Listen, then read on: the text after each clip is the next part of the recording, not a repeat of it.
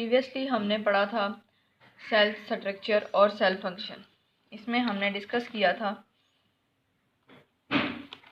कि सेल का स्ट्रक्चर क्या है और उसका फंक्शन क्या है। हमने मुख्तलिफ चीज़ों को डिस्कस किया था कि सेल्स एक से ज़्यादा चीज़ों पर मुश्तमिल होते हैं और हर सेल अपना एक स्पेसिफिक फंक्शन परफॉर्म करता है, दूसरे का फंक्शन परफॉर्म नहीं करता, सिर्फ अपना ही फंक्शन परफॉर्म करता है। फिर हमने इनमें कुछ एग्जांपल्स देखी थी, जिनमें पहली थी साइज एंड शेप। साइज और शेप में रेड ब्लड सेल्स को देखा था, नर्व सेल्स थे, जाइलम सेल्स थे। फिर हमने surface area to volume ratio को डिस्कस किया था और इसमें रूट हेयर्स को डिस्कस किया था कि रूट हेयर्स का सरफेस एरिया ज़्यादा होता है क्योंकि उन रूट हेयर्स ने अंदर से भी पानी को लेना होता है और फिर उसको पानी को या मिनरल्स को जो है वो पत्तों तक उसने पहुंचाना होता है। फिर हमने प्रेजेंस और एब्सेंस के बारे में डिस्कस किया था। इसमें कुछ ऑर्गेनेलिज होती हैं जैसे गोल्गी अपरेटस और एंडोप्लाज्मिक रेटिक्यूलम, वो सेक्रीशन का काम करती हैं। और दूसरी जो थी cell involve in photosynthesis having, और जो सेल्स फोटोसिंथेसिस में इन्वॉल्व होते हैं उनमें क्लोरोप्लास्ट। फिर हमने इनके फंक्शंस को डिस्कस किया था, जिनमें सबसे पहले था नर्व सेल्स। नर्व सेल्स क्या करते हैं, वो कोऑर्डिनेशन करवाते हैं और दिमाग तक पैगाम पहुंचाते हैं और फिर आगे एक्शन लिया जाता है। उसके आगे थे मसल सेल्स। मसल सेल्स हमारे कंट्रैक्शन और रिलैक्सेशन में अहम किरदार अदा करते हैं। ये दोनों सेल्स लंबे होते हैं। फिर हमने रेड ब्लड सेल्स को डिस्कस किया कि जो कि ऑक्सीजन कैरी करते हैं और white blood cells foreign agents को किल करते हैं और ये ब्लड की ट्रांसपोर्ट में अहम किरदार भी अदा करते हैं और डिफेंस में भी अहम किरदार अदा करते हैं। फिर हमने स्किन सेल्स को देखा। उसके बाद हमने बोन सेल्स को देखा, कैल्शियम के बारे में इसमें डिस्कस किया था। आज का हमारा लेक्चर है size and surface area to volume ratio.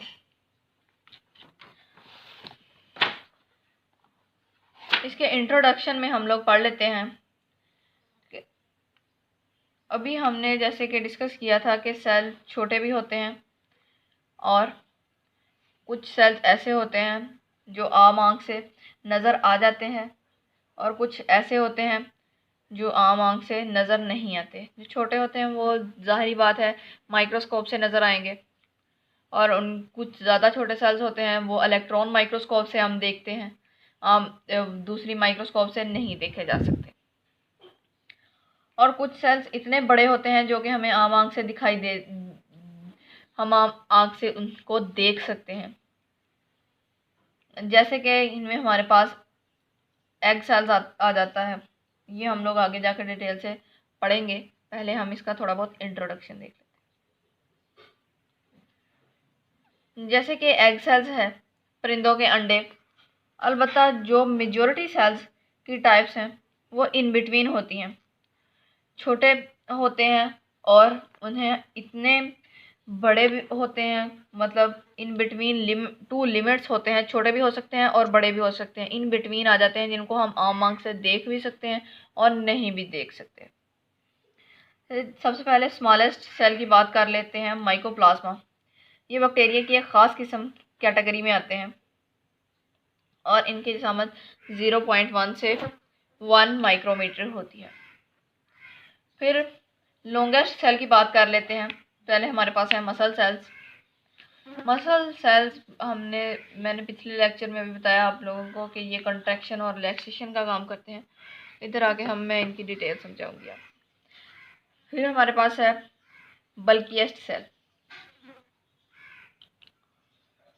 Bulkiest cell ऐसे सेल्स होते हैं जिनमें बहुत सारा मवाद पाया जाता है जो बहुत बड़े और अपने अंदर बड़ा मवाद रखते हैं। फॉर एग्जाम्पल बर्ड्स एग, परिंदों के अंडे। इंट्रोडक्शन में हमने डिस्कस किया था परिंदों के अंडों को। और अभी मैं आपको बता देती हूँ कि इनके अंदर एक छोटा सा एम्ब्रियो पाया जाता है, लिविंग एम्ब्रियो पाया जाता है, जिसकी वजह से इनका साइज बड़ा होता है। ठीक है, ये थी बल्किएस्ट सेल की एग्जाम्पल। नेक्स्ट हम लोग डिस्कस कर लेते हैं साइज का शेप और फंक्शन के साथ क्या रिलेशन है। जो अंडे बल्किएस्ट कहलाते हैं वो क्यों कहलाते हैं, इसमें हम लोग ये सारा कुछ डिस्कस करेंगे। हमारे पास एग्जाम्पल से हम लोग स्टार्ट करते हैं, फिर हम इंट्रो की तरफ आएंगे। एग्जाम्पल में हमारे पास है ऑस्ट्रिच एग, शुतुरमुर्ग का अंडा। ऑस्ट्रिच एग शुतुरमुर्ग को कहते हैं और एग अंडा। दरअसल इनके अंदर एक लिविंग एम्ब्रियो मौजूद होता है और एक छोटा सा जानदार मौजूद होता है। उसकी ज़रूरियात को पूरा करने के लिए इन सेल्स के अंदर मादाजात पाए जाते हैं। इन सेल्स के अंदर ख़ास किस्म के मादाजात पाए जाते हैं और केमिकल्स भी पाए जाते हैं और ये कसरत से पाए जाते हैं, मतलब बल्किएस्ट मटीरियल बहुत ज़्यादा मकदार में पाए जाते हैं, जिसकी वजह से ये अंडे साइज़ में बड़े होते हैं।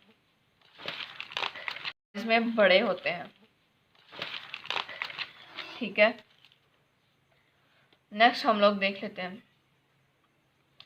हमारे पास है मसल सेल्स और नर्व सेल्स।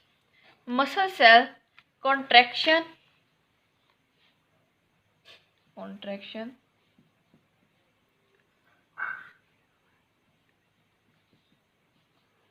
और रिलैक्सेशन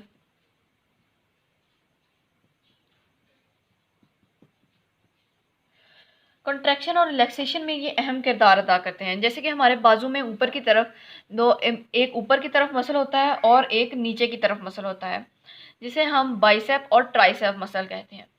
एक कॉन्ट्रैक्ट करता है और तो दूसरा रिलैक्स करता है। जब दूसरा कॉन्ट्रैक्ट करता है तो पहला हमारे पास जो होता है मसल वो रिलैक्स करता है, और इनकी वजह से हमारे बॉडी में मूवमेंट होती है। तो मसल्स हमारी बॉडी की मूवमेंट में भी अहम किरदार अदा करते हैं देखा जाए तो, और ये लंबे भी ज़्यादा होते हैं। अभी मैंने एग्जांपल दी थी बाइसेप और ट्राइसेप मसल की। अगर देखा जाए तो हमारी बाजू जब सीधी होती है तो ये मसल्स लंबे होते हैं, और जब हम मूव करके बाजू को अपनी तरफ लाते हैं तो ये मसल्स छोटे हो जाते हैं, मतलब लंबे भी हो सकते हैं और छोटे भी हो सकते हैं, कॉन्ट्रैक्ट भी करते हैं और रिलैक्स भी करते हैं। एक मसल कॉन्ट्रैक्ट करेगा तो दूसरा हमारे पास रिलैक्स करेगा। यही बाइसेप और ट्राइसेप मसल्स होते हैं। ये सिर्फ मैंने एक मसल की एग्जांपल दी है। नेक्स्ट हमारे पास है नर्व सेल्स।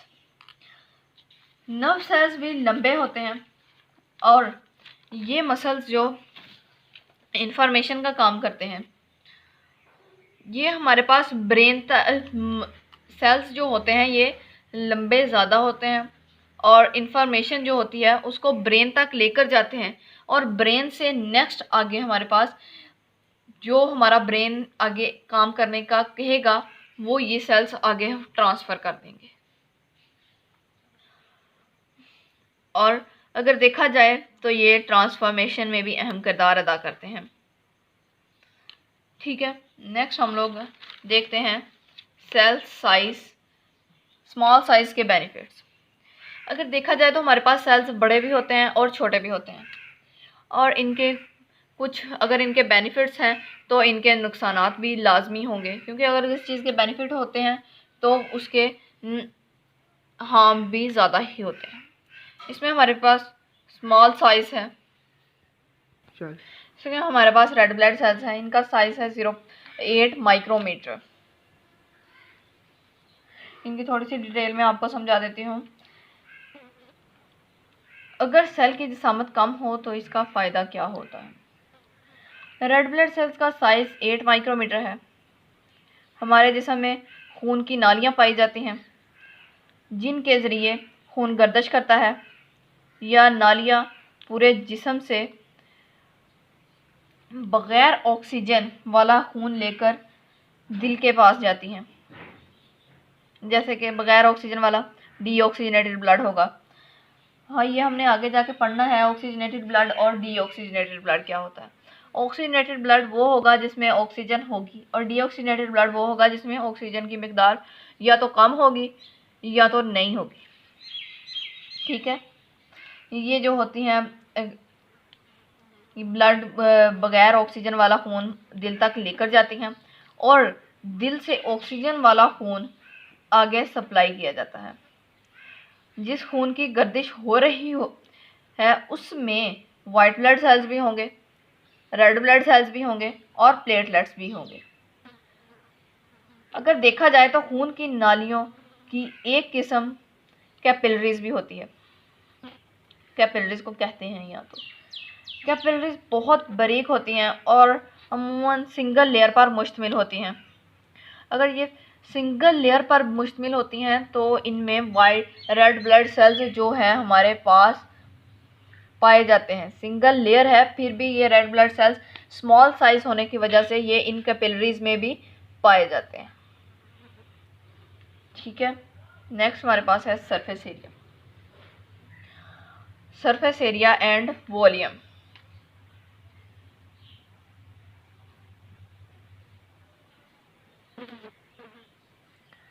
क्या होगा, कुछ सेल्स स्मॉल साइज के होते हैं वाले होते हैं और कुछ ऐसे होते हैं जो लार्ज साइज रखने वाले होते हैं। किसी भी सेल्स का, यहाँ पर आप एक चीज़ को क्लियर कर लें, किसी भी सेल का जितना साइज छोटा होगा उसका सरफेस एरिया उतना ही बड़ा होगा। जिस सेल का साइज छोटा होगा उसका सरफेस एरिया बड़ा होगा। मैं लिख देती हूँ, small size large surface area.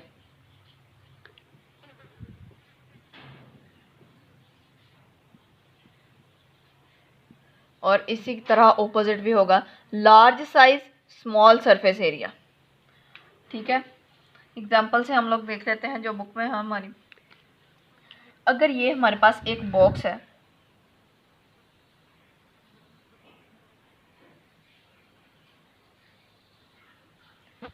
पहले तो ये हमारे पास सिर्फ एक ही बॉक्स था,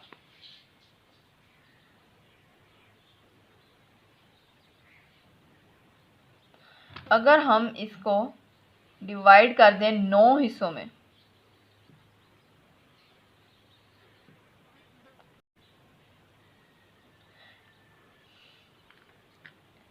इसका सरफेस एरिया, इसका सरफेस एरिया, इसका सरफेस एरिया,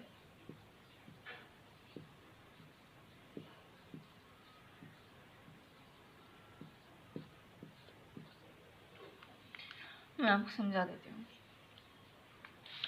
इस बॉक्स का ख़ास साइज़ है और हुजम है, यानी जिसामत और हुजम में करीबी ताल्लुक़ है, जिसे हम सरफेस एरिया और वॉल्यूम कहते हैं।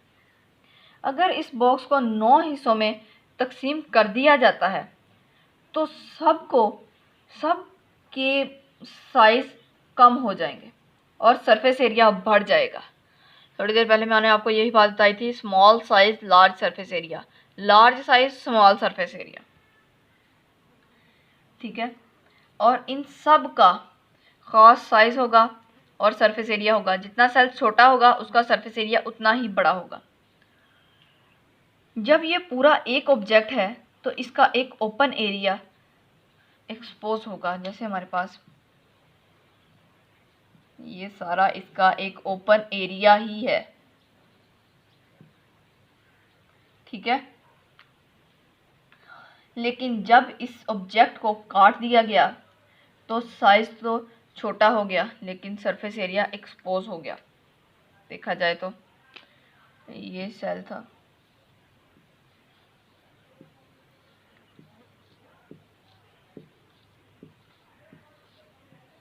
ये हमारे पास सारे सेल्स थे। अगर सेल स्मॉल साइज होगा तो सरफेस एरिया लार्ज होगा और ये एक्सपोज हो जाएगा। ये सरफेस एरिया, इस सेल का ये सरफेस एरिया, इस सेल का ये सरफेस एरिया, ये सरफेस एरिया, ये सारा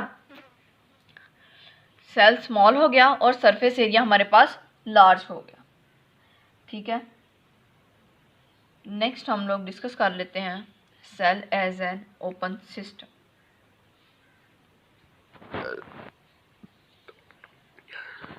है cell as an open system. हमारा ये पिछला टॉपिक था, सबसे पहले हमने ये पढ़ना था, फिर हम ये पढ़ेंगे और इसके साथ पैसेज ऑफ मॉलिक्यूल्स भी पढ़ेंगे।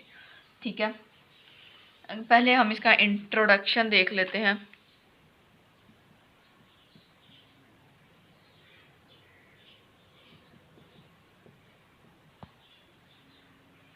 इंट्रोडक्शन। सेल एक ऐसी एंटिटी है या एक ऐसी बुनियादी इकाई है किसी जानदार जिस्म की जो ज़रूरियात के वक़्त मुख्तलिफ मादाजात को अपने अंदर दाखिल होने दे सकती है और अज़ाफ़ी मादाजात को अपने अंदर से बाहर भी निकाल सकती है। अगर देखा जाए तो हमने ये पढ़ा था सेमी परमिएबल मेम्ब्रेन्स, जो ज़रूरी अशिया को अंदर जाने देती है, जाने की इजाज़त देती है, और बाकी अशिया को जाने की इजाज़त नहीं देती। इसी तरह हमारे पास cell as an open system है, जो कि इसमें सेल मेम्ब्रेन और सेल वॉल, ये दोनों ऐसी मेम्ब्रेन्स हैं जो हम सेल में जो ज़रूरियात हैं सेल की, अशिया हैं सेल की, उनको सेल के अंदर दाखिल होने देती है। स्पेसिफिक केमिकल्स अगर हों मिसाल के तौर पर, तो उनको अंदर जाने की इजाज़त ये देगी, और सेल के अंदर जितने अज़ाफ़ी मॉलिक्यूल्स या केमिकल्स होंगे उनको सेल्स के अंदर से बाहर निकाल देगी। इसी को कहते हैं सेल सिस्टम कहते हैं। ठीक है, और नेक्स्ट हम लोगों ने डिस्कस करना है कि पैसेज ऑफ मॉलिक्यूल, वो कौन कौन से मॉलिक्यूल्स हैं या वो कौन कौन से बेस हैं जिनके ज़रिए हम करते हैं सेल के सिस्टम को मेंटेन। चीज़ों को कैसे अंदर लेकर जाना है, कैसे बाहर लेकर जाना है। कोई चीज़ अगर सेल में मिकदार किसी चीज़ की ज़्यादा हो गई है, उसको कैसे टर्जिट करना है, कैसे उसको मेंटेन करना है, ये सारा कुछ हम नेक्स्ट डिस्कस करने वाले हैं। पैसेज ऑफ मॉलिक्यूल में कुछ diffusion, facilitated diffusion, active transport, osmosis और फिल्ट्रेशन, इन सब को हम एग्जाम्पल के साथ नेक्स्ट लेक्चर में डिस्कस करेंगे। आज के लेक्चर में सेल साइज और surface area to volume ratio को हमने डिटेल में डिस्कस किया। इनमें से सिर्फ हमें एमसीक्यूज ही पूछे जाएंगे पेपर में, या आपसे मसल सेल के बारे में पूछ सकता है कि मसल सेल्स क्या करते हैं, नर्व सेल्स क्या करते हैं, ये सारा कुछ पूछा जा सकता है। स्मॉल साइज के बेनिफिट्स या स्मॉलेस्ट साइज का नाम या उसकी कितना है साइज उसका 8 माइक्रोमीटर, और ये माइकोप्लाज्मा के बारे में पूछा जा सकता है पेपर में, एमसीक्यूज के तौर पर ये पेपर में आ सकता है। ये भी एमसीक्यूज और शॉर्ट क्वेश्चन के तौर पर पेपर में पूछा जा सकता है। अलबत्ता लॉन्ग क्वेश्चन तो मुश्किल ही है इसमें से। आगे जो हम लोग पढ़ेंगे उसमें से हम आपको साथ साथ बताते जाएंगे कौन सा शॉर्ट क्वेश्चन और कौन सा लॉन्ग क्वेश्चन होगा। Thank you.